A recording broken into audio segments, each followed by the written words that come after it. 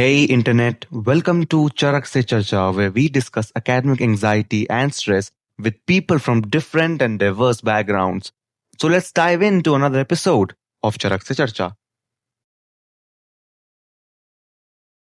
Hi, would you like to introduce yourself to the rest of the panel, please? Yeah, hi. So this is Riddhi, and I've been born and brought up in Indore, although I'm living in Ranchi right now because of my college. I'm in IIM Ranchi pursuing IPM, and yeah, I'm in my third year of BBA right now. Welcome, Riddhi, to the panel. We'd like to begin with a simple basic question. Do you know what anxiety is? Yeah, I do. Okay. How often do you experience anxiety? I would say not as often because anxiety as a term, I believe, is more or less a harsh term for me, I believe. So, anxiety, I would say, usually during very serious academic stuff only.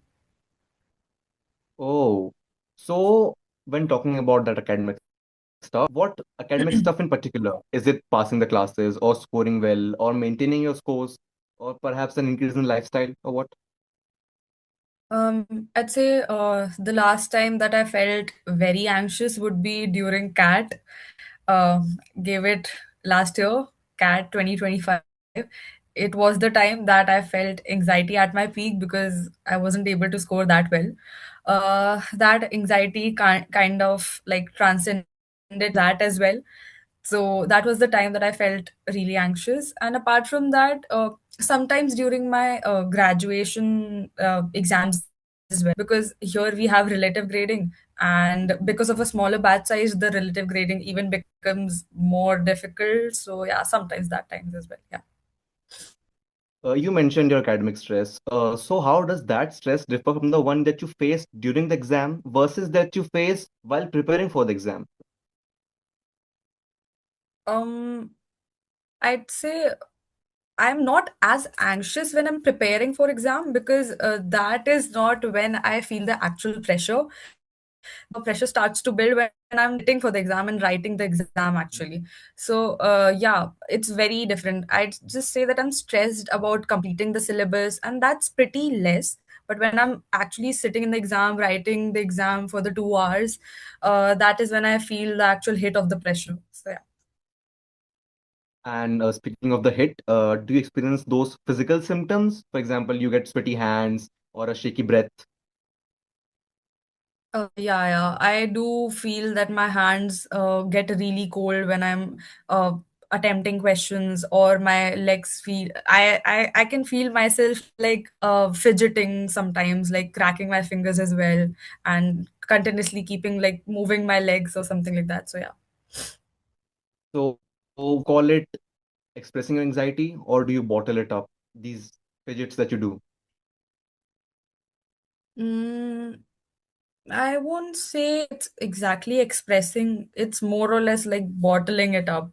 Hmm, okay. It's moreover when I'm done with the exam, then I'm able to express my anxiety more. So, And has that anxiety or that academic stress ever impacted your social interaction with your peers or your course? uh, can you elaborate, like, express in what Uh, sense? has it impacted? For example, if you were feeling anxious, did you like not want to talk to your peers, or did you really want to talk to your peers? Like, I have something I want to tell you. Oh, yeah, okay. I'd say not peers exactly. About my anxiety, I usually like prefer sharing my stress or my anxiety to my parents or my sibling, especially my mom and my sister. That is where my actual like breakdown happens.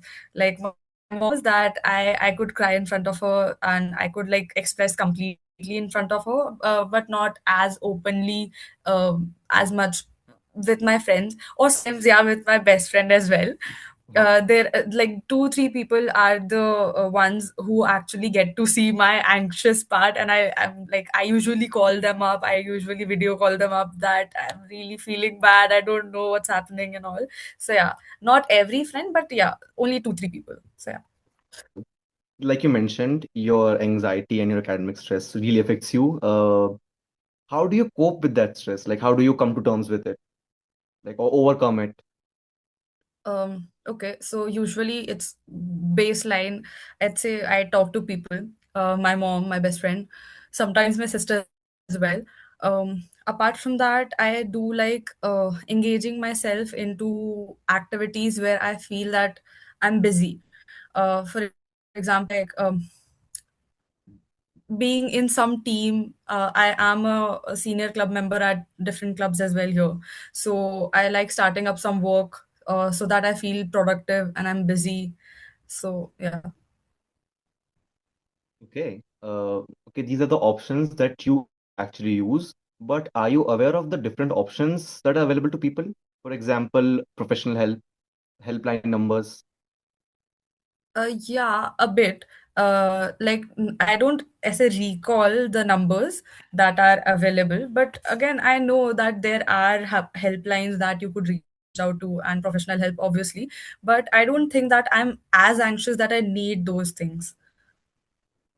So, did you like not ever seek professional help? Have you ever sought it? No, no, no, I haven't. Okay. Uh, if seeking professional help was more acceptable in society, would you seek it or would you be doing the same things that you do right now? To be honest, in my opinion, I am pretty open about the fact that people are anxious these days. Things are getting difficult for everyone. So it's not like that I am socially bound of not getting any help, professional help. It's just that it's about me as a person and my anxiety or stress levels. I don't feel that I am as anxious that I professional help. I can cope up with like the already sort of tactics that I'm using right now. Those are enough for me. Okay. Have you ever helped any of your peers who were going through academic stress or anxiety? Uh, uh, Not exactly. I just say like we've always talked it out. If my friends ever feel stressed, like have anxiety or anything, we've always talked it out. So yeah, they would feel better after our talks as well. Okay. Thank you, Riddhi, for coming to the panel and letting us know your experiences. We'll meet again Oh, in the future. sure. Thank Bye you. bye. Yeah. Bye.